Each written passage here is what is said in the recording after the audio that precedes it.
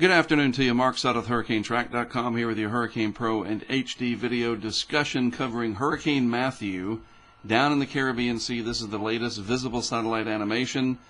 Looks like it's getting a little bit better organized this afternoon after undergoing a little bit of shear and some disruption in the overnight hours. Look at that eye becoming more clear, and you can also see that pronounced dive to the southwest there. The GFS actually showing that in the very latest model run. I'll get to that in just a moment, but you can see the bands coming around this system, kind of protecting it overall from some of these shearing winds, trying to impede the system from developing. Those winds trying to move in from the west. They're not real strong, but strong enough that this has at least come off that Category 5 status. But you know what? This is going to have a lot of rainfall and other hazards associated with it for Jamaica and the western portions of the Haitian Peninsula. So even if the center does not pass directly over those land masses, it's still going to be a very dangerous situation, just considering all of the rainfall. Here's the very latest GFS coming out even right now as I record this. Here's some of your major players at the 500 millibar level of the atmosphere, about midway up.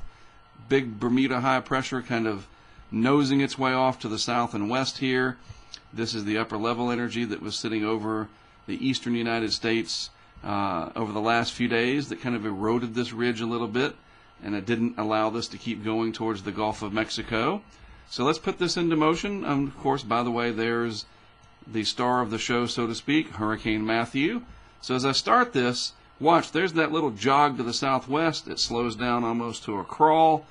And then during the day tomorrow, moving off to the north-northwest or so.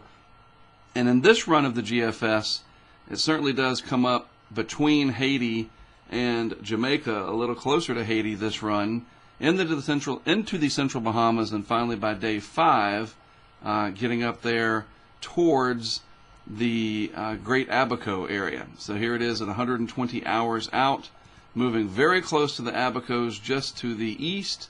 And it's interesting, watch what happens here right there at hour 120. Look at that ridge sort of nosing its way up, and a little bit more of an outline of it over this way. That could spell trouble later on down the road. This is 5 days out, and the forecast track, if this was an actual forecast from the Hurricane Center, about 230-mile error. And so, you know, it could be somewhere over here, perhaps. It could be over here, up here. You know, you get the idea.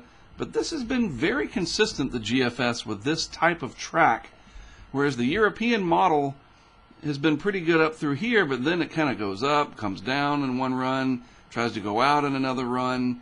It's kind of wishy-washy, whereas the GFS has been very persistent on its idea that this comes through the northwest Bahamas eventually, posing some kind of a threat for possible direct impacts here to the east coast of the United States. We'll have to just wait and see how much of an impact that is. But for now, the focus down here in the Caribbean, heavy rainfall is my biggest concern.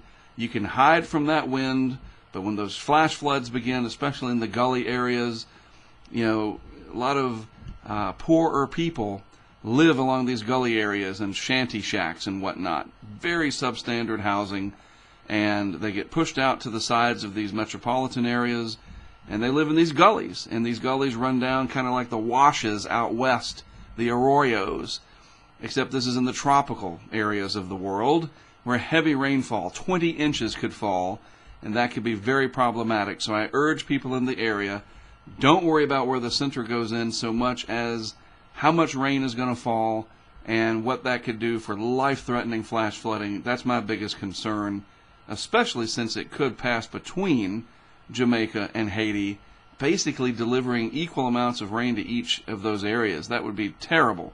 So something we'll certainly be watching, especially through the day tomorrow.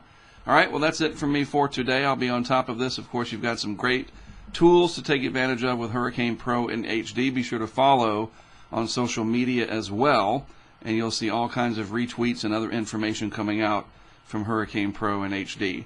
I'm Mark Sudduth for HurricaneTrack.com. That's my website. Always glad to be able to produce these videos for Hurricane Pro in HD.